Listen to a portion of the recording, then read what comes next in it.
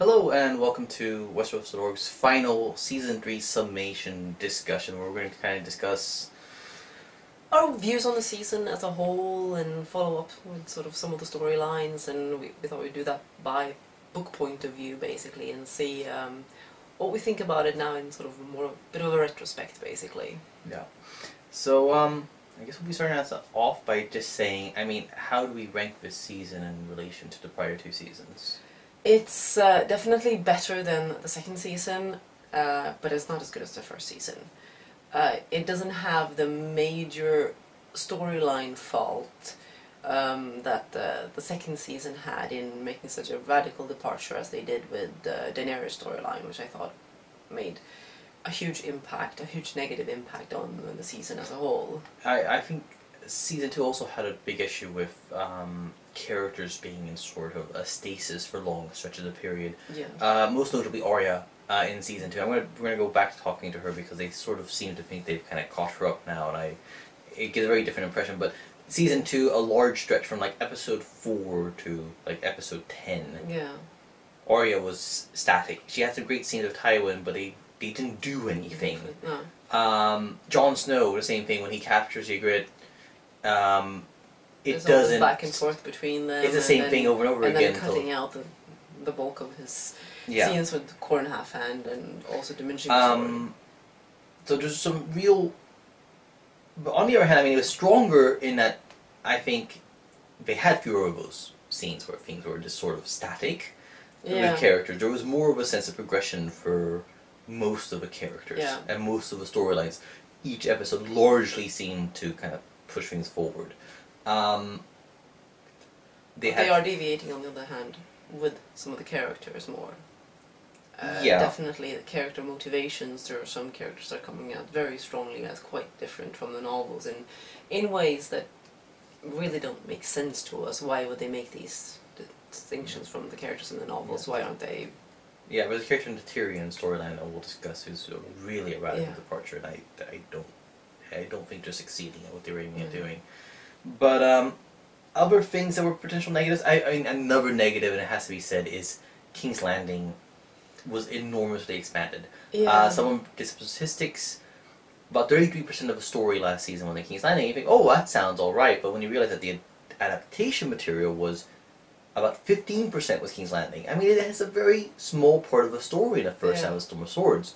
Yeah. And I don't think that by expanding it, they really made it stronger. I don't think they made the season stronger. What they did is they ate into everyone else's time. So a lot of the main storylines felt underwritten.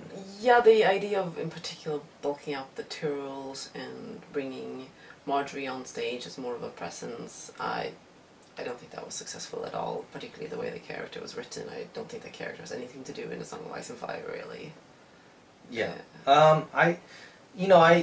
I can kind of see what they want to do. The thing that most fascinated me about the Tyrells is their complete disappearance from the last two episodes. I thought, okay, fine, you can't have them in 9, because King's Landing, they're in 10, no reaction, no anything. So that seems to suggest that they're not really important. In a certain sense, it does seem to communicate like they don't really matter that much, and it's a bit of an odd choice. Like, at least having a Tyrell present when the news is there, and having some exchange of looks, having anything to kind of just remind us, what do these people think about what happened, and what Tywin did, and the family they're marrying into, and Joffrey's display, why...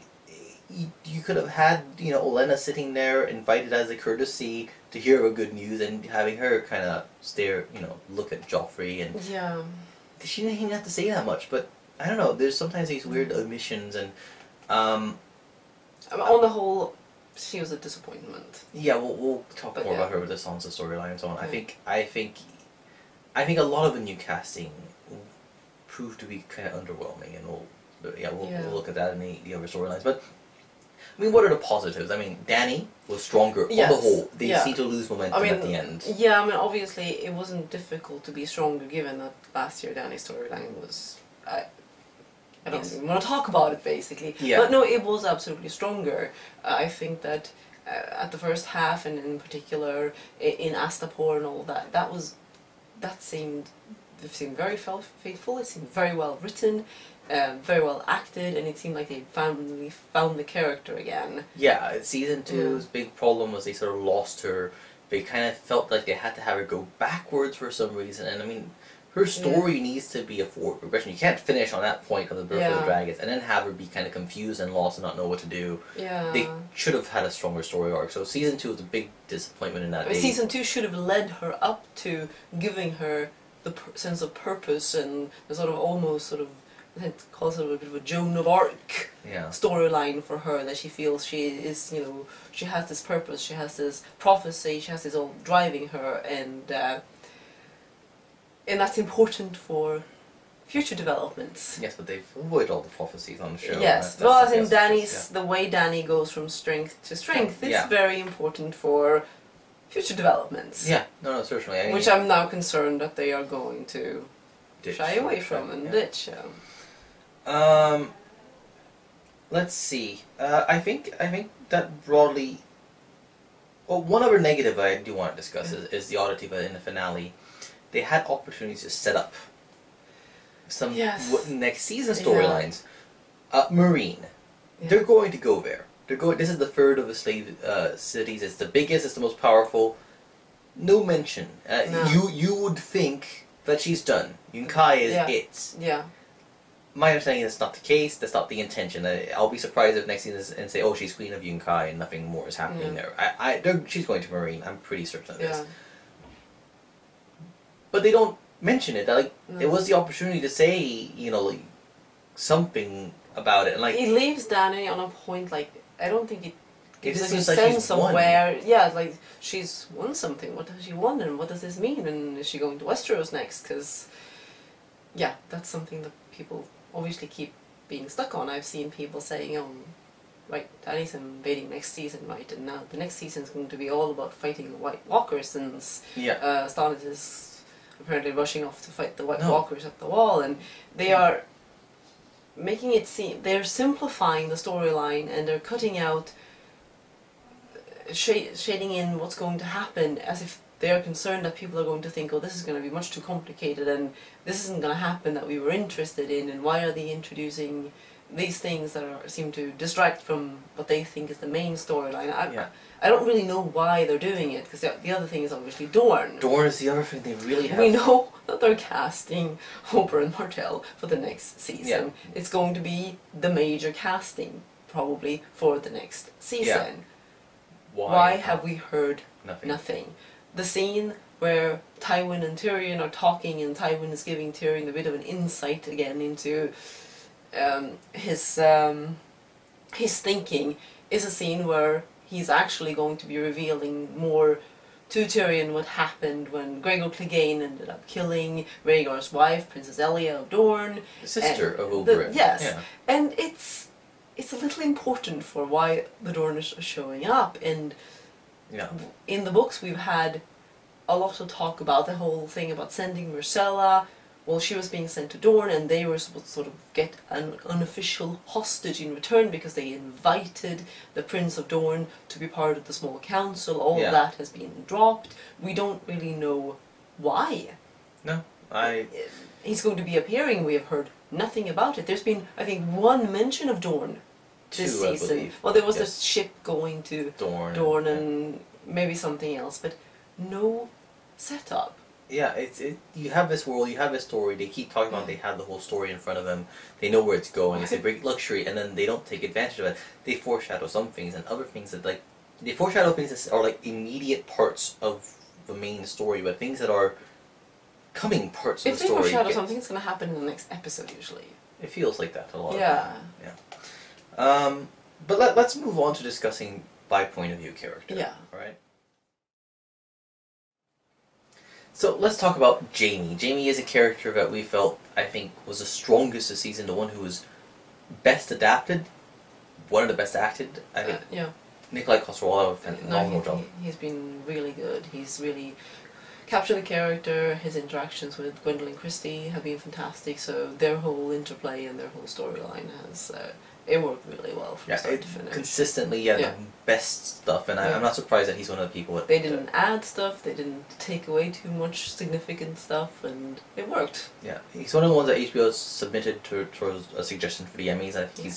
I think you said earlier when we were discussing this that the only one we'd really consider. Yeah, I can't really think of anyone else that's such a standout for this. I mean, Gwendolyn Christie is great as well, but it is a smaller role, so Jamie is the star of that storyline, and he's got the meatier stuff. Yeah. And the start, I mean, obviously, you have all those interactions between him and Gwendolyn Christie, and this sort of growing sense that he's become this sort of image to people, the Kingslayer, and he's sort of lived up to that. Yeah. Because he can't take... he can't really face what he did and what he is and what he's done. I mean, it's very much in line with what we see Martin play with in some of the later novels when he changes the names of point of view characters, how much a name means for someone, and the fact that Jaime has been called the Kingslayer, it has become his identity. Yeah, exactly. That's a good way of putting it. His identity. And they really stuck to that. They really kept with that, and obviously it's not as big of a change to see the side of Jaime in the show as it is in the novel. True, absolutely true, because they in the show, obviously, they showed all this stuff earlier. I mean, the books are stuck to point of view characters. You never really see Jaime and Cersei in private moments. You never really see inside of Jaime's head until Storm of Swords. When this is the big reveal at the start of the book, in the first chapter, Jaime, like, what? How is he doing the point of view character? So they lost that reveal, but I think it's worked pretty well. Sometimes I wish they didn't rush some of the things, but they did a great job, and I think the loss of a hand going up to bat, I think Locke worked perfectly well. Vargo Hoat would have been fine if they had him, would have been fine if they had Bloody Mummers, but Locke worked just fine. Yeah. Well acted as well, great interaction. I think there's only the sort of the political thing of Locke being more closely connected to Bolton. How does this exactly? But they handwave a lot of things. They handwave. I think the idea is supposed to be that this Locke guy is sort of has this big ship on his shoulder, and he took advantage of having Jaime to do this horrible thing and thinking he can get away with it, and sort of he can because Roose Bolton kind of needs him because he's so effective. We don't know whether we're gonna see him. I mean, he just disappeared. You know, I have wondered, up. Are we going to see him next season? I could see it. I mean, because the character that he replaces, Vargo Hoat, we get his end in the books. Having him as an antagonist for Sandor and Arya, if they want to expand that, I don't know. And once they're in Harrenhal, obviously the big scene is the bathhouse scene, which is so amazingly well done. That one was... written by Brian Cogman, who I think I prefer his episodes on a whole to David and Dan's. He's had some more problematic episodes where he had to do a lot of difficult things, sort of piece together a lot of storylines in an early episode, but on the whole, I mean, in this one, this is the 5th that he has this season. It works really well. Really well. And again, Gwendolyn Christie, we can't minimize her contribution. I think you really, in the interview, I mean, and I had her and Nikolai, they talked a lot of good humor and sort of their sort of the energy they had and the way they would. I mean, that was absolutely necessary. I think. Absolutely necessary. I mean, that partnership had to really work out. Yeah, and I think that chemistry was really necessary. And I think we'll talk about when we get to Arya, but the chemistry that didn't seem to be working. I think you can see what happens when the chemistry isn't there, and when it is there, it just works perfectly. After Harrenhal, after the bathhouse, you got the Bear and the Maiden Fair. Now that scene, fine, we discussed that. The bear, I mean, it's a trained bear. They could have hidden it better, they didn't, so it's alright, it's fine. But it's a big moment for Jaime to jump in and save her. Yeah. They lose the dream, of course. Yeah. And I mean, it would have been, amazing to have the whole, why did you come back? I dreamt of you. It's such it's such a nice parallel to, Ned's dreams in the first book, obviously, but they lost those as well, so they're removing all of that. So it worked pretty well, and I mean, I thought it was interesting that episodes 8 and 9, they basically skipped them. I keep thinking they should do it, and then I was kind of saddened that then episode 10, they felt like they had to show at the end, but it was very rushed, kind of, he's here, and you kind of just, in the look between him and Cersei, you kind of, oh, well, the fact that he's no longer as good looking, that he's lacking a hand, is going to be a problem for her. But she's kind of surface detail, vain, and in a certain sense, in the novels, I mean, Jaime is a reflection of her. They're mirrors. Yeah. And I think the fact that they don't look alike as much anymore, the fact that he looks marred, ruins that for her and actually reduces some of the appeal. Yeah. But I don't know. I mean, it was also weakened by, which we said for the last episode, that they didn't have Cersei dwell at all on Jaime being someone who kept her happy in King's Landing. Yeah, I've seen people try to argue that, oh well, she's so mindful of Tywin being around, but she can't talk about him. But she talks to Tywin about what's happening with Jaime. Yeah. No one questions that she can love Jaime as a... Everyone knows, even before it's clear that they're very close as twins. Yes. That's a known fact. It's a bit odd, but I would have preferred it if what we had for Jaime at the end and Brienne was Brienne getting the word that Catelyn was dead, and Robb was dead, Lisa was dead. All these people that she had known, the woman that she had sworn her service to, were dead at the hands of people who were Lannister cronies. Yeah. And then go on and carry on. But it works fine. It works fine. Yeah. Next is Daenerys Stormborn. Yes. Personal favorite character. Yes, my personal favorite character, and everyone who's watched this knows how incredibly unhappy I was with her storyline last season. It was just a complete mess, and I didn't know what to think going into the season. Were they going to be able to do anything better? And it soon became apparent that they were actually getting her back on track again. That doesn't erase the fact that we lost the House of the Undying, but at least we got some really good scenes this season. Yeah, I think the problem last season wasn't just... It was in that they tried to artificially extend the story. She only had 4 chapters, and I think, and I've always been arguing this, you can step back from some of these characters. You can give them 4 episodes and not 7. You could do this. People will not abandon the show if the other material that you're winning time for is strong. Yeah. But they seem to feel like it had, and then they did a bad job of expanding it. And they could have extended her storyline without deviating from it completely as well. Absolutely. I mean, I saw so many points where they could have actually expanded like a chapter into 2 scenes and 2 episodes and stuff. They could have done it. They didn't. So, but it's a lost opportunity. This season, through the first half of the season, certainly much stronger. She's on track with what she's like in A Storm and Sword. She's found this sort of purpose for herself, and there's a determination in what she thinks she needs to do, and a role that she's sort of growing into over time. The role of a liberator, in part. Which is it's sort of a role that she falls into that when she realizes some of the circumstances of the slaver cities, basically. It's not like she's setting out to go there to be a savior or anything like that, but you know, she's a naive 14-year-old, properly speaking. Here, 16, I'm sure. Yeah.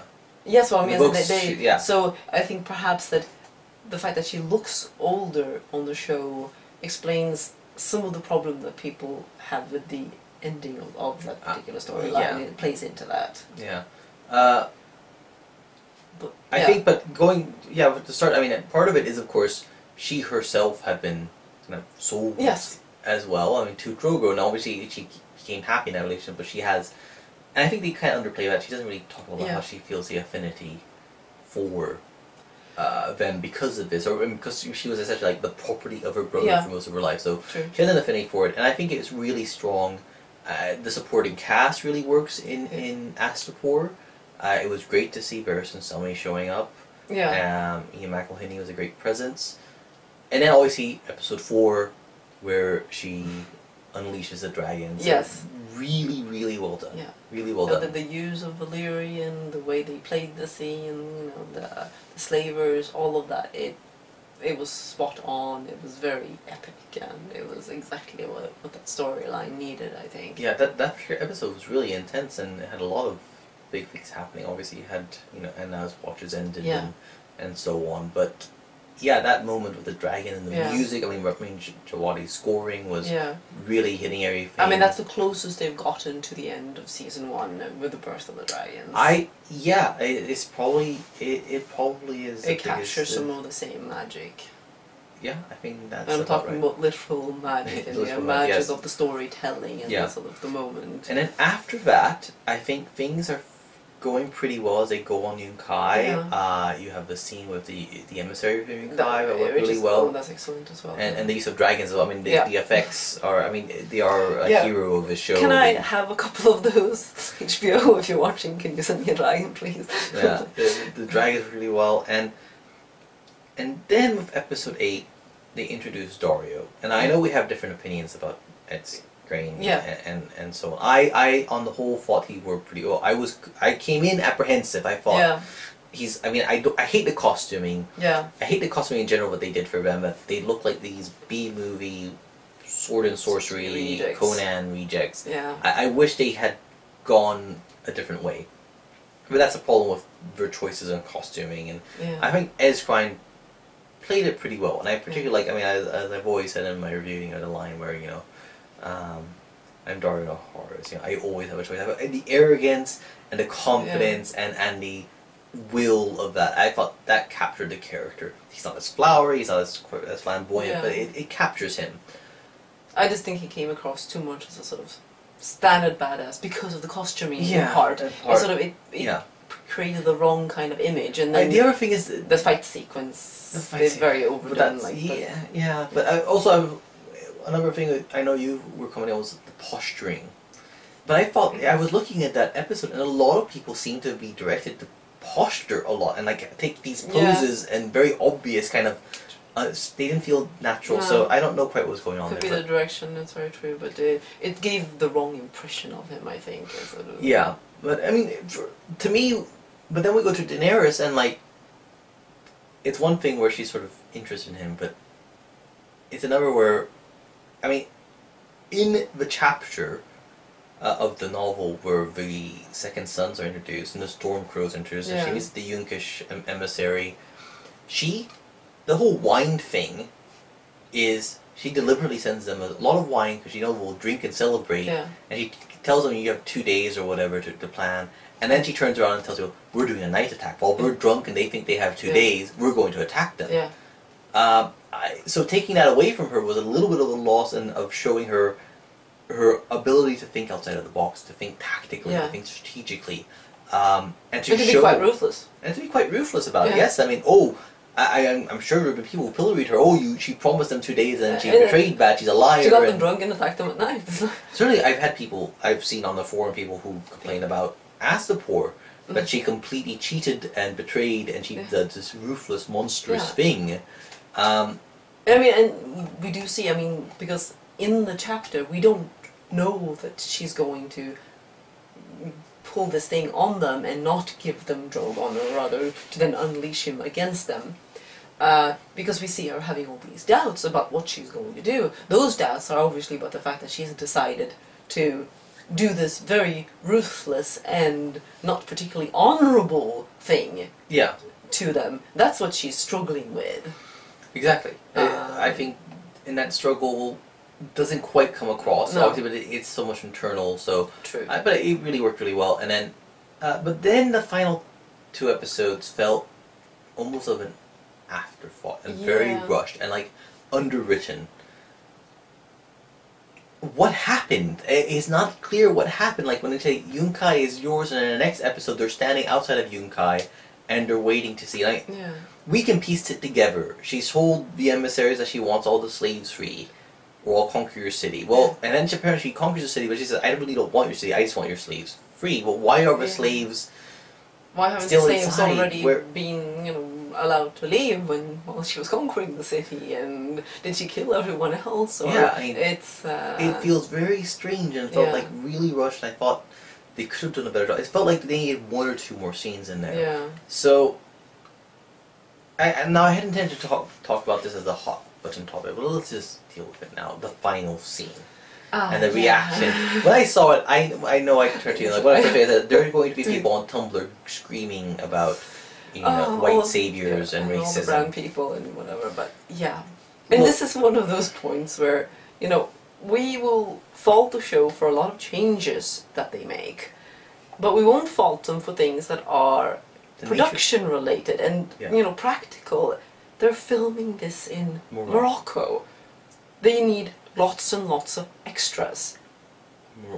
How are they going to show the actual diversity of slaves that did exist in the slaver cities? Because it wasn't just, Giscari slaves. There were slaves from all over. Yeah. There would have been Licini slaves, pale, blonde slaves. There should have been all sorts of slaves.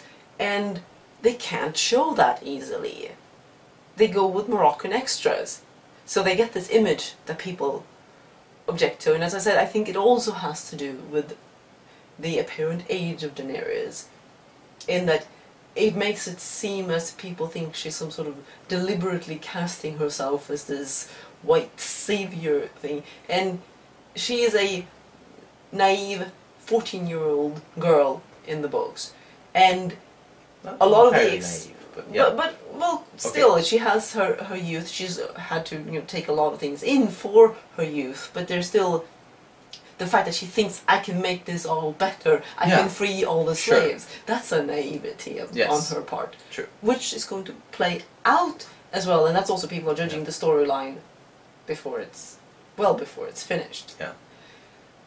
And then of course the fact that I think a lot of the expressions that we see on her face, I think people have had some issues with how she's sort of interacting with and how she's reacting to them calling her mother. Yeah. They've completely underplayed how incredibly important this is to her, because she believes at this point that she's barren. Yes, which is a point that's never been made on the show, actually. No. So the importance of the dragons as her children, as her only children. Now suddenly these don't even have names. Yeah, that's very strange about that. I don't know how they failed to ever name them. But in case anyone wonders, they are the black one's called Drogon, the cream and gold one is called Viserion after her brother, and the kind of green and bronzy one is called Rhaegal after her other brother, who doesn't get mentioned much either. A little bit. Although there was that scene in episode 9 where we thought for sure finally Bern's going to talk about Rhaegar, just like he does in the book, and then oops, here comes in Jorah to interrupt it. Okay. Yeah. But so it felt underwritten, but I mean that final moment, I can see where that moment where she's lifted up and she's in a sort of Christ-like messianic pose. Yeah. I can see the issue with this one. They should have hoisted her straight onto her shoulder. Oh, she should have been on a horse. Well, they're allergic. I know they're allergic to horses, and then we watched the Borgias, and there's horses everywhere. I think there are horses in the dining rooms, but yeah, the Borgias. I cannot fathom how that show has so many scenes on horseback. People go hunting on horseback. They have royal hunts on horseback instead of people so walking through the woods. I can only imagine they just have a lot more horsemen and quality horses where we're filming than they have in Northern Ireland. There must be. I've always heard the Irish love horses and lots of horses. Maybe Northern Ireland has a lot less of it than I don't think so. Then it's a mystery. And there's horses in Morocco as well, so it's a mystery. It's a mystery to me. Yeah. But in any case, horses aside, but hoist her on her shoulder so everyone can see her. Yeah. That seemed fine to me. I mean, we do this today. If somebody wins a big sports match, they put them up on their shoulders. Fine. I had one, but made a Messiah pose. I thought this final shot, I mean, technically, really strong, good looking, good stuff. So I don't know, they can't fly in 100 extras just to satisfy some people who want it more diversified. I mean, it'd be nice if it were more diverse. Yeah. But it's not saying anything. They're not going out of their way to say, ooh, this is bad. Yeah. There's a problem here. It's the nature of the production. Like, they cannot feasibly do anything else. And obviously they also don't have the fact that Daenerys is a Targaryen, a Valyrian. Of course. Like the biggest slave-owning empire in the history of this world, of the setting.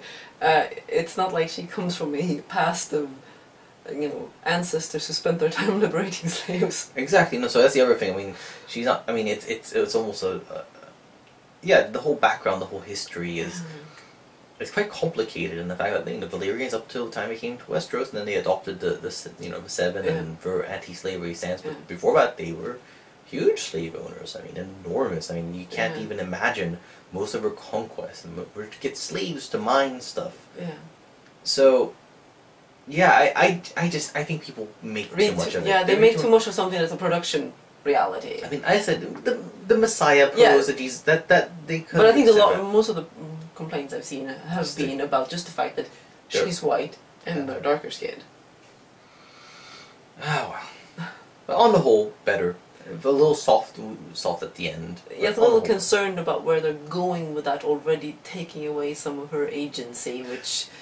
Yeah, actually, one other topic I wanted is Dario again, going back to him, because they're really emphasizing how, especially in episode 9, how, like, she's constantly, you know, just thinking about him, mooning about him, and it's a little strong. I mean, in the novels, by the end of the Star Wars, we're not even there yet, she's interested in him, but she's not mooning over him. It comes later, and they seem to have rushed that. And it comes at a point in her life where she is insecure about a lot of things again. Yeah. It doesn't come at a point where she's feeling quite strong and confident and knows where she's going, or thinks she knows where she's going. We'll see how it plays out next season. I'll be very interested to see. Yeah. So next, now this is an interesting one, because, I mean, for us, it worked really well, I think, but others may think, it's still not important, why do you rank it so high? But it's like, it's consistently solid, it's consistently good, and they didn't try to outstay its welcome, they didn't pad it out. And this is Bran's storyline. Bran Stark, it's very few characters, it's Osha, it's the Reeds, it's Hodor, but he doesn't really say that much other than Hodor. And Rickon, of course. And it's a really small storyline, it's that they're traveling, and it's not... They don't try to stretch it out. They don't, and I think that's the thing that, like, I wish they would do in other storylines. Like, this is the story. Yeah, we like the actors. Let's not pad it out. I mean, I thought the Reeds, Ellie Kendrick in particular, was really great. Would have been happy to see more of her, but not happy to see less of other more necessary storylines. So we did exactly what they needed to do. And, you know, from the start, from the introduction of the Reeds on, the biggest complaint I can recall regarding his storyline is the scene with the rabbit skinny, which I believe was in Brian Cogman's episode, actually, episode 5. So, To me, that scene was important for Osha to start setting up the fact and to emphasize the fact that she is bothered by something. It's expressing herself by her being surly and unpleasant towards the Reeds. That thing is she doesn't want to go where we're going. She feels that they are obviously taking over Bran to some extent. Yes, she's also feeling... And the fact that being able to go where she wants to go necessitates her having control over Bran or influencing his decisions. Now she feels that they're influencing his decisions in a direction she doesn't want to be a part of. So I thought that was a good scene. I thought it was fun. I don't think it was a waste of time. You can't just drop suddenly this thing, like, towards the end of the season, I don't want to go. Like, wait, you've been going there for 7 episodes, why didn't you tell us earlier?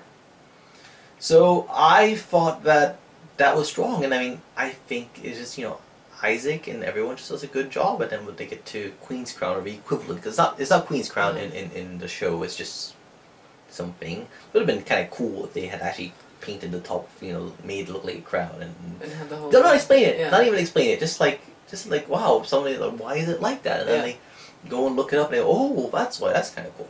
Alright, anyways. But it worked really well, the parting of the siblings, which is a change from the books, it worked fine. I think people kind of overstate Art Parkinson's acting there. Some people were like, oh, he stole the show from... Yeah, it's fine. It's fine, but he did what he needed to do, and that's all, you know, many actors are asked to do. People often do tend to overstate when it's young child actors. I mean, it's not like, you know, you shouldn't fault them for it or anything, but, you know, don't just lavish praise on them because they're children. It's a bit unfair. So, and I mean, it just worked really well to get them along to the Nightfort, and it felt like there was a genuine progression. I mean, there are things I would have liked to have seen. I would have liked to have seen that. I mean, that's actually, it would have been a great one to see, that moment with the little... And the one that I always was really interested in was the exchange of Jojen. Jojen, you know, the wolves will come again. Like, it would have been nice to have that line. True. That one. Because I think there's something like you'll remember even after it looks like the wolves were dead or dying. You know, after a wedding, like you get, well, look. I always tell people this. I mean, people are like, oh my God, you know, this happened. You know, in the 5th book, this big thing happened. Yeah. But there's always that line. The wolves will come again. Yeah. You have to have hope. And I wish they hadn't been talking about warging, but. Yes, for those who don't quite follow, the ability to slip into an animal skin is called skin changing. But those who have wolves they slip into are called wargs, and the warg comes from a Germanic word for wolf. Vai. Yeah, that's the Swedish. But obviously, it's the same root. So it's specifically for wolves. Yeah. They have turned it into all skin changing is warging. Yeah, and they made up the verb of warging, which is sort of fans were using it to describe the act of taking on, wolf, or slipping into a wolf, but it doesn't ever show up in the books, and so it was a little annoying that they couldn't stick with it, skin changing as the overall term and the term for the actual ability. Which actually presents some interesting problems for you when you were subtitling in the Swedish, right? You had to come up with... Yes, I had to I had to reintroduce a word for skin changing, since it's clear when Jojen is talking to Bran, and then we've got Oral as well, that I needed to make a distinction between those who do it with wolves and those who do it in general. Right, because obviously, again, in the Swedish word, it would be... Why would people talking about them going into wolf form when they're going into an eagle, right? So... but other than that, works really well. Samwell, it's interesting with Sam, but they kind of... We don't really see whether Sam is told, like, Bran is the savior of everybody. I mean, it's more complicated, and obviously just cold hands and that. But I mean, the thing at the end, obviously we both missed. It would have been kind of... I knew they were going to. I knew it was too much for them. But the Black Gate. The Black Gate in the novels is a magic. They don't just pass through any old opening in the wall. It's magic. It's a weirwood gate. Face. With a face, and it actually answers to the oath of the Night's Watch spoken. It talks even. Yes, spoken by a brother of the Night's Watch. Yeah, and then it opens wide the mouth, and the gate is open. So it was. I mean, it's like one of the most magical things in all the books. I mean, like, okay, dragons are pretty magic, a talking door. A talking door. And obviously, I would have thought it was too much, but I mean, you had to talk about a setting where magic was once much more prevalent, much more powerful. I mean, it's obviously a little bit of, I guess, Martin's nod to the Gates of Moria. Yeah, I hadn't actually thought of that before, but yes. The Lord of the Rings movies certainly had the Gates of Moria. Yes, so they're magic, yeah. So why not? But yeah. I didn't expect it, but it was... But on the whole, Bran worked really well. I think that was a solid, and again, they didn't stretch it out more than it needed to be. Next is one of the storylines that sort of got a fair amount of attention on the show, which is Arya's storyline. The opening, I thought, was really strong. The introduction of the Brotherhood in particular was really good. I liked Paul Kay as Forrest Summer quite a lot. Yeah. This is somebody we didn't see more of them, basically. And then of course Richard Dormer as Beric. All that I thought really worked well in that first half of the season. And I felt like, yeah, they're getting it. And then they kind of lost track of the Brotherhood. I mean, they kind of trimmed away the fact that she spends a great deal of time with them. There are many incidents that happened with them. She sees them interacting. They're supposed to be a very formative experience for her. Or they're showing her one facet of war and violence and one role that she could play. And it shows us as well, and just sort of the way that the small folk, with the falling apart of society, with the warfare, with the lords being too busy to protect them, they start protecting themselves, and they start depending on people like the Brotherhood to protect them. And it would have been nice to see the small folk defending themselves, providing information, providing supplies, providing a place to hide out. Seeing Westeros... At least once. I mean, at least once. It doesn't have to be like every episode we have to follow them around in this A-Team style thing.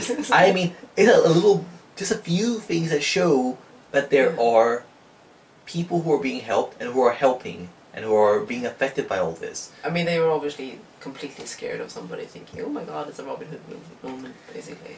Yeah, but they are Robin. I mean, they are Robin Hood and the Merry Men. They are these people. Well, except now it looks like they were halfway to being the new Robin Hoods, because we see them taking money from the rich, but we certainly don't see them giving to the poor. So, absolutely, this is true. Yeah, so they got halfway there. Because, again, at the halfway mark, then Melisandre arrives with Gendry. And now, to me, I don't fault them that Gendry is taking over Edric's role. No. I don't fault them that they want to get him over Dragonstone. I don't fault them that they want Melisandre to meet Thoros. Yeah. I don't fault any of that. I fault the fact that they feel like they have to completely sort of kind of ruin the Brotherhood. Yeah.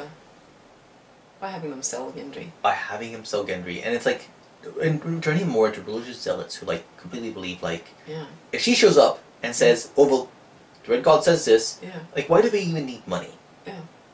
So they don't really need it. Why aren't they going with her to support Stannis? Why aren't we going to support Stannis? Why aren't we saying, oh, we should be there as well? Yeah. What are they doing? And it the idea that she's some sort of spokesperson for the whole religion of lore.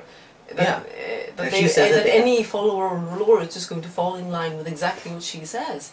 There's no indication of that in the novels. Absolutely not. I mean, I think it's quite the contrary. She's an apostate and I won't say an apostate, but I think she's a zealot, and she has probably some crazy notions. Yes, and if Thoros and her met, we have no idea what Thoros would think of her. And I mean, he has power of his own. He's been resurrecting Beric multiple times. Why, when Melisandre shows up, is she suddenly, you know, who died and made her god? So I felt it like really weird, and I thought it was a cheap solution. It was a cheap because the thing is, they could have just had her convince him. They could have just had her say, "You are." She could have seduced Gendry there. She could have seduced him there. She could have told him, you know, you are Robert Baratheon's son, and your uncle Stannis wants you to be there because you know he only has a daughter. Da da da. Why not do that? Why feel like they have to take away from that? I have to think partly it's more the idea that they want Arya to be disillusioned with them so then they can set her up to run away.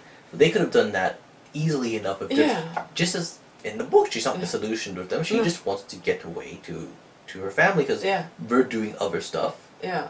And now they stress the whole point that they're going off in some other direction and ignoring what they promised, that they promised to take her, and they're not giving her the example of fighting trying to fight for justice that they should have given. Yes. She should have gotten that example from them. Yeah, because once she falls in with the Hound, now, I have to say it, Maisie Williams was not at her best. For the point on where she and Roy McCann were paired, I don't know quite what to make of. I don't know if it's his makeup. I don't know if the writing. Yeah. Episode 9, the start of it, she didn't feel right. She didn't feel like she was giving it her all. She didn't feel like she was connecting. I don't think there's any chemistry between them. Really odd scenes between them. I just don't think there's any chemistry. It's a shame because I like Rory McCann. I like him some of the things I've seen. Yeah. I think he looks, I mean, physically he was really got it going. But I just don't buy it. I don't buy and how they've written that relationship. And I mean, in general, I don't buy necessarily the Hound as this vicious, disillusioned, bitter killer, and they give him too many comedy beats. Yeah, which I don't understand. Like the bit where, the pig feets. Yeah, eating or sitting down and eating the rabbits at you know at the end. You kind of it's like haha funny, and it feels more like a Braun thing. And the Hound, I don't know, their depiction of the Hound is different from the character and all, which is fine, but the chemistry is lacking. I didn't feel it there, and. So I recall thinking season 4, I figured, well, you know, there's plenty of material in the second half of Storm of Swords for you to fill out to give Arya a story without having to jump past the Storm of Swords. Like some people were predicting, she's going to end up in Braavos. Because, I mean, it has to be said that at the start of this season, she isn't at the same point mentally that she is in the books. Because of the Harrenhal being such a very different experience for her. She didn't have at all the horrific experience at Harrenhal that she has in the books. And it leaves her at a very different place emotionally and mentally. Yeah, I mean, I had envisioned this season. I mean, if they had done Harrenhal in the second season right, I mean, at the end of that, if you haven't read the book, at the end of A Clash of Kings, she affects her escape. Not Jaqen, she does it herself. how does she do it? She goes up to a guard and claims, oh, you know, Lord Tywin wants me to give money to all the guards for your good service, and the guy's suspicious, oh, well, show me the coin, and out comes, they use that idea. Yeah. She brings out the coin Jaqen gave her and then drops it, and as he falls over, she pulls a knife and just casually cuts his throat. And she's never done anything like this before, and Gendry and Hot Pie are staring at her, and she goes, what? And, you know, there's blood on her hands. Oh, you know, the rain will wash it off. Yeah. And like, so chilling. So chilling. Arya in Akasha Kings come out as a person who realizes life is cheap. I mean, she's like a child soldier. This is what I've always cited. She's completely traumatized. She is traumatized. People don't realize that when she can treat life so cheaply, there's been a trauma. They don't really have that there. So, to me, in the Star Wars, she's a person who's seen life is cheap. It can be easily taken. You can take it for pragmatic reasons. Yeah. Or, you guys are saying, you take it because it's just and it's right, and there's a reason to do it, and you're doing it for a good cause. Yeah. So there you have the Brotherhood starting to show her that, and then comes the Red Wedding. And it comes, well, the Hound, and comes the Red Wedding, and then the trauma, she moves towards death as vengeance. Yeah. You do it to revenge yourself. She has this. She's given this chance through the Brotherhood to see a different way. She's started down this extremely dark path, and I mean, there's a scene that obviously they cut the whole thing. They have Melisandre looking in at her and seeing sort of death in her future. Yeah. There's a much stronger scene in the novels where with the character that's being cut, which also sees sort of. Sees all, you know, the shit is all blood and violence and grief for Arya, and they give her in the novels, the Brotherhood is this chance for her to veer away from this very dark path. Yeah. And then things happen that take her back to it again. Yeah, I'm disappointed in that. You know, it works fine, the death at the end. I kind of would have preferred it, like, if they had to do it, like, maybe it would be better to have it as a first season opening thing rather than the immediate Fourth season. Fourth season opening thing rather than a third season close. On the other hand, I've also thought, well, a better ending, a better finale for that final episode was not the hopeful Mesa moment, which is kind of completely misleading, because, I mean, we've seen, as you said, so many people are misled by what that means, and in the story, and because they don't mention Marine and so on, and finish instead with her killing a person, and those eyes staring down at that body as the blood pumps out of it, and finish with that, like that dark note. But they seem to also have an idea about varying who they finish the seasons on, perhaps. Maybe so. I think that would work better for tonally as wrapping up this season. I think finishing it on a note of hope, which when you think, if you had the bigger picture, you realize, well, it's not necessarily it's a small step. It's a step. Yeah. It's a step, and it's also not necessarily all that great in the long term, and the complications. I mean, it's sort of like we finished this season at that moment when the U.S. troops helped pull down that statue of Saddam Hussein and put up, you know, the Iraqi, well, first the American flag, but then the Iraqi flag. If you imagine you finished, like, that's the end of the war in Iraq, and then you don't think about the months and months and months of continued fighting and trouble. Obviously, you can do it as a purposeful misleading, where people think, now it's all sorted. Yeah. I mean, that's a valid tactic to take, but I'm not sure that's actually how they're thinking. Because partly they don't hint that, I mean, no, many people who saw that said, well, yeah, but they have to establish a new government, there's still going to be people fighting here and there and everywhere. But there's too little that they've established for Dany's storyline to really sell it, so you just think, oh, well, she's won, hey, raw, now off to Westeros. Yeah. So with Arya, I would have liked tonally, that moment would have been a stronger moment. But on the whole, Maisie and everyone did a great job. Other than I just don't know. With Roy McCann. I don't know. Maybe it'll be better next season. I keep thinking part of it is like certain stuff in episode 9 felt very like David Nutt's directions to them were like really theatrical and stagey. They were so posed, and they you know, I didn't quite feel it. And also the other thing, I partly his costuming again. I think Rory can barely move in his costume. Every time he turns. So I don't know if maybe it's a costume, or maybe the idea is that because he scarred, maybe there's damage to his neck and he can't turn his neck properly. It just feels, it felt odd, like the bit where after she knocks the driver on the head and walks off. I mean, he does this very stiff turn, like, huh? And it's a little, like, half comedic thing, and they keep doing this. They keep seeing some sort of comedy in Arya and the Hound. And George does have some of that clash between them, and it is kind of, but I just don't think it's translating. It feels a little more I don't think it's getting the right tone, as you know. But on the whole, fairly strong, especially the first half. Yeah. So Samwell, another solid one. John Bradley always does a good job. It's a different character in some respects. It's subtly different, but it works, I think. Gilly, you know, the interactions with her were great. You know, this was just a solid storyline. It felt like, and again, it felt like a storyline like they showed more or less as much as they needed to show. Yeah. We didn't feel like create more stuff. I know a lot of people wanted the Sam the Slayer moment. I kept telling people, wait for it, wait for it. We saw a glimpse in the teaser, and I knew, okay, they've moved it later. Yeah. But he kills the other. Great. Yeah. Someone did point out the oddity of having that kind of scary image of them running away and all these ravens flying behind them. Yeah. And then suddenly, you know, it felt odd. I mean, we know, I don't know if we want to say, but we know what that's supposed to mean. But it felt odd, like no one talks about it. Like, what was that supposed to be? Like, Sam was like, what?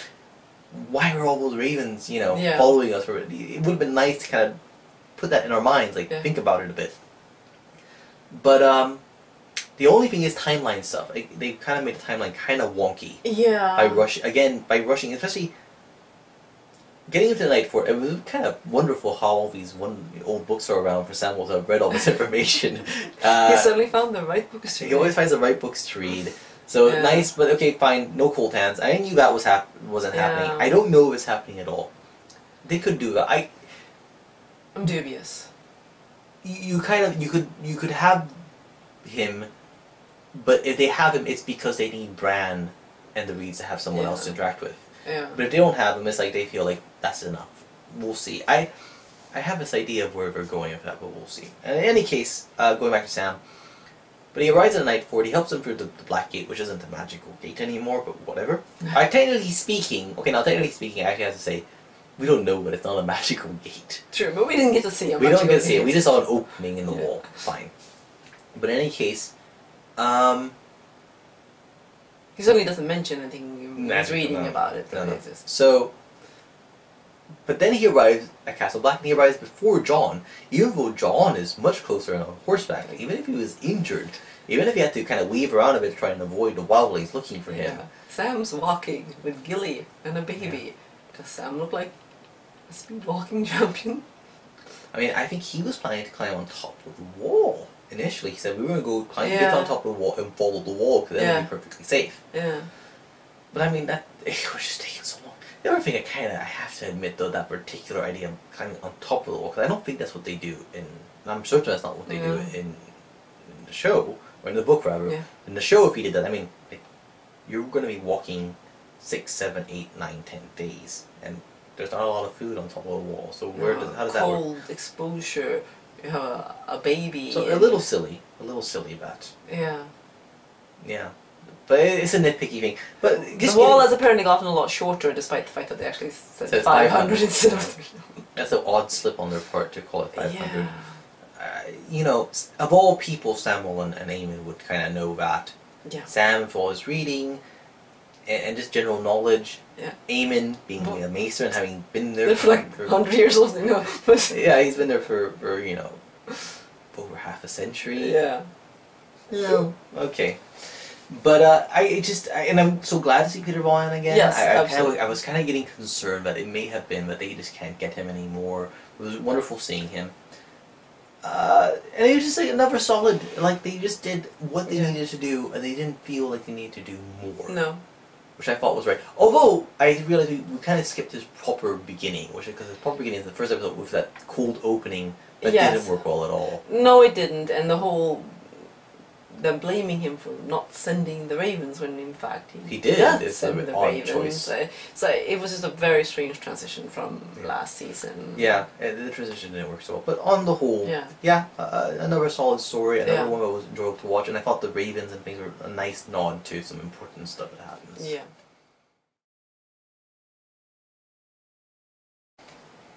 Now let's talk about Davos. Now, Liam Cunningham, one of my favorite actors on the show, I really adore him and how well he does. He doesn't set a foot wrong. He's always very watchable for me. I really enjoy his work. Yeah, from my rereading of books as well, and Storm of Swords, now reading up and covering what this season covered, basically, I do think that he captures the sense of Davos very well.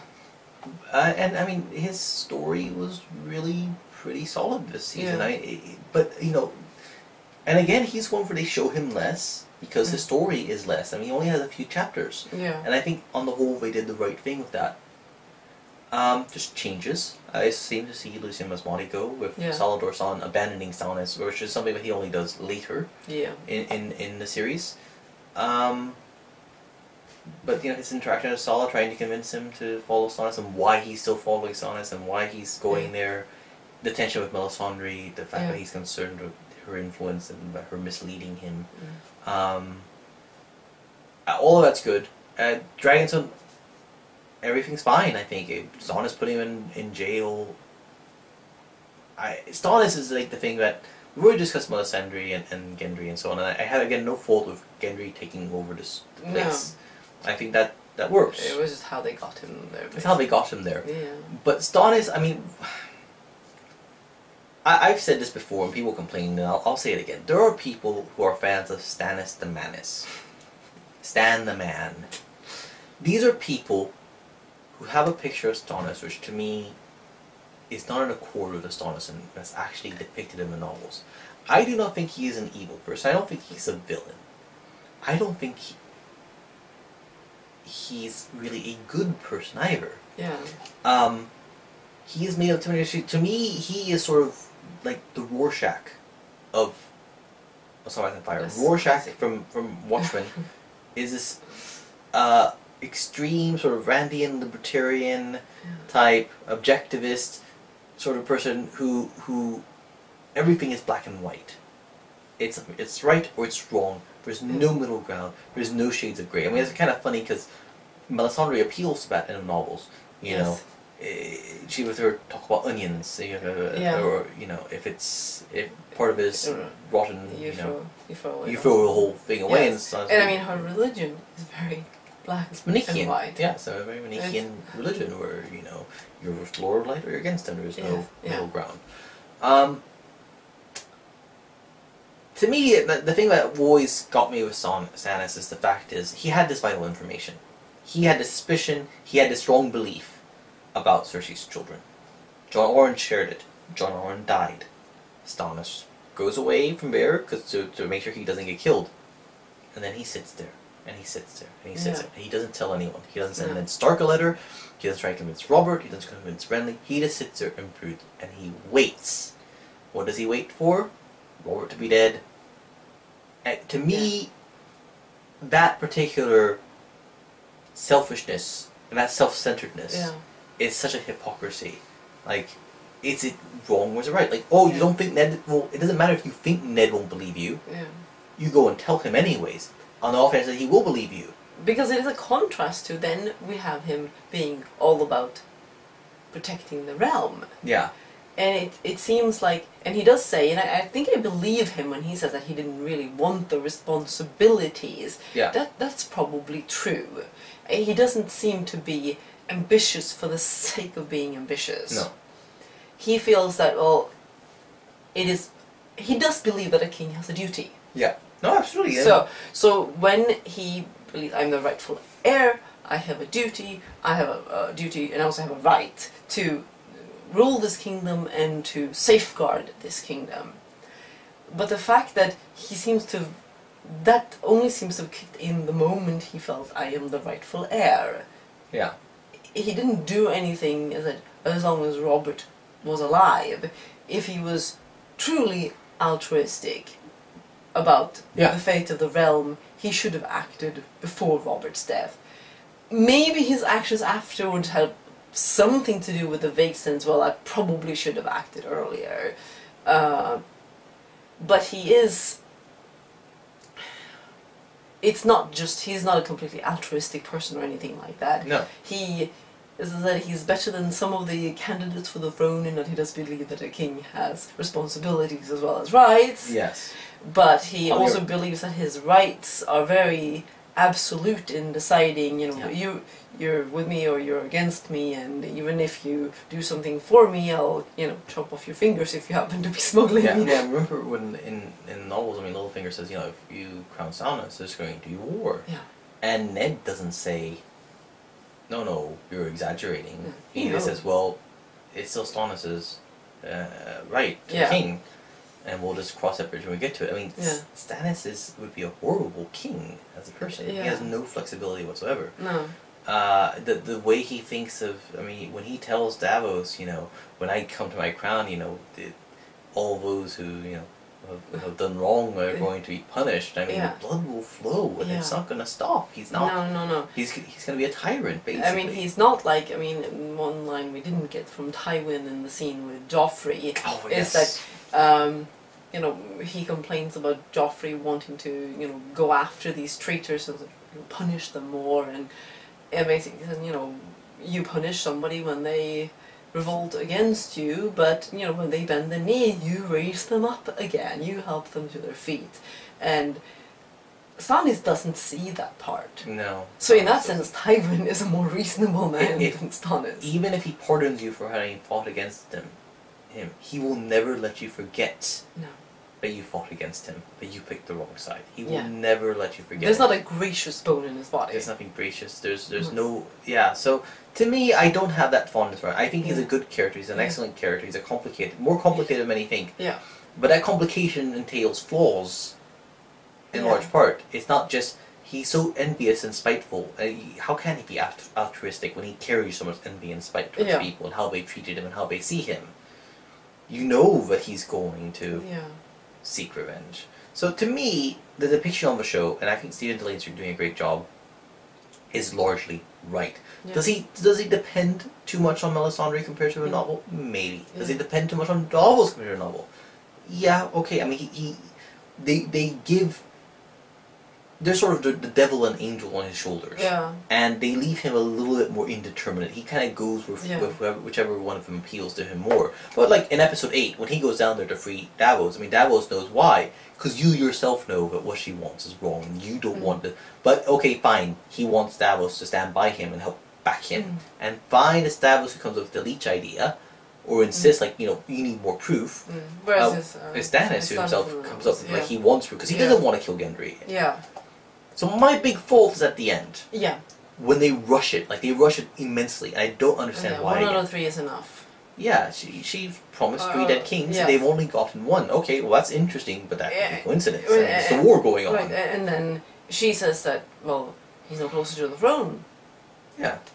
Well, did you expect the death of Robb Stark to magically propel him? She even told him, you know, this isn't the way. I mean, she even in both in the show and in both you're not going to. Yeah, so it's an odd leap to go from there, and then deciding, well, the ones that batting 333 is enough. Yeah.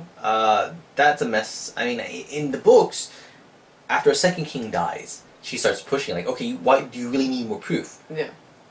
But and Stannis is kind of, but Davos kind of points out, well, 2 is not 3, and he's got you there. The other thing, of course, is like they've softened him towards Melisandre in the sense that in the book, he kind of says, you know, if she tells me false, if she misleads me about what she can do, she'll die. I'll execute her. I'll kill her. There's no suggestion that. There's no suggestion at all, but the thought goes in his head that he'd be willing to execute her. No. But I don't know. Largely to me, the character feels like the same character. Yeah. Feels closer to that character. And I thought it was a great insight into him in episode 5. Again, Brian Cogman's excellent episode, Kissed by Fire, when we see him with his family. Yeah. With Khaleesi. Yes, they've changed her. Yes, the dead fetuses and jars. Maybe Brian went too far. Yeah. I don't know. I thought it was like a really visceral showing, like, what's wrong with these people. Like, what's wrong with her, but she hasn't had a son, and they're all dead, and she can't, they're born dead, they're still born, she can't handle it, and it's what pushed her to Yars Melisandre. She's the one who kind of is the in that Melisandre has. She turns Khaleesi into a convert, and from there she's able to get influence on Stannis. And Carrie Ingram as Shireen, cute, wonderful. I thought that, and then the song at the end was a great touch. Really good use of her for that. But I thought, I like Delane. I feel like his status is not that far from the actual character. They have him interact more and be more dependent on others, but partly as a show. I don't think the scene with Shireen where he goes in trying to be her father, I don't think he actually does that. I think he probably has, Shireen brought to him a few times a week to, so how are you doing? Fine. How are your lessons? Yeah. I did like the one you have where she's asking about Davos and he kind of outright. He's a traitor. I'm gonna execute him. I'm gonna execute. Yeah. But it's sort of and you can see like she's processing she's. It's almost like she's used to be sort of sudden pronouncements. But that's such a contrast with him first sitting down and trying to sort of be a very sort of modern father getting down on her level kind of thing. Yeah.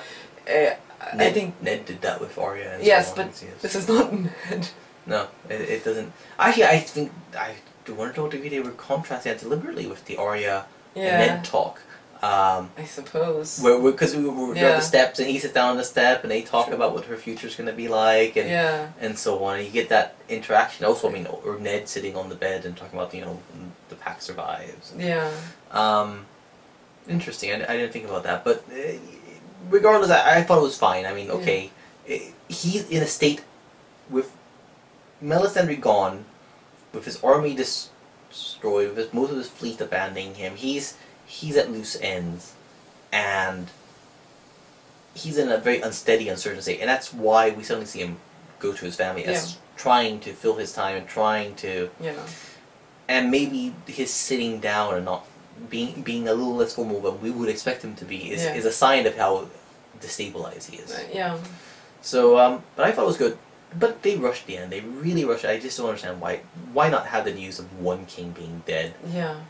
Why not have Melisandre say, there you go. And also, here, it's not clear in the novels, this plan of Stannis' that he's going to go and fight on the wall, and that's never revealed in that way. The last Davos chapter. No, the last Davos chapter, you think he's going to execute Davos. And then, by the way, people say, oh, Stannis would never ever think of executing Davos. That's exactly what he's planning to do until Davos read that letter. Oh, well, Melisandre's the one who comes up with the idea, now, yes, you have to fight the war. Well, we don't really know what the conversation is like. No. We know that Melisandre accepts it. Yeah. That, this is where the real fight is. So who's to say that she isn't the one who kind of says, he's right, but this is important, this is where we need to go. We don't even know that Stannis said, well, I already decided you were going to execute you. And I don't think he would have done that, but that's a little more absolute than I think even Stannis would be. He can't reverse a decision. No, of course he can revert a decision. He's, he's got that control over himself. I don't think he would question himself in that way. It's mostly just, it's just a strange rushing to motion, and I don't quite follow why they would do that. Yeah. But they're having problems wrapping things up. That's it's the general structural problem with the show is the final episode. Every storyline needs to get wrapped up in some way, but it would have been enough to wrap up to say, oh, one king's dead. Yeah. And they feel that wraps have to be. They have very particular ideas of what sort of points you can wrap on. Yeah. leave Gendry around, fine, and when the scene where he releases Gendry is fine. I don't understand the purpose of a Gendry Davos scene before that, though. No. In a term when they have so little time and they have so much to do, why take time on that particular moment? No. I just spoke earlier about the Brotherhood and the small folk and showing the impact of that and the class. But that's where it should have been, not them sitting and sharing stories about Flea Bottom. It just didn't. It didn't take the characters anywhere, I don't think. No, it didn't. It's just a nice moment, but in an episode that only has so much time, it just seemed very strange. Yeah. We will pause there for a bit, and we'll be picking up later, possibly the next day, so maybe dressed differently, but we'll leave it there. Yeah.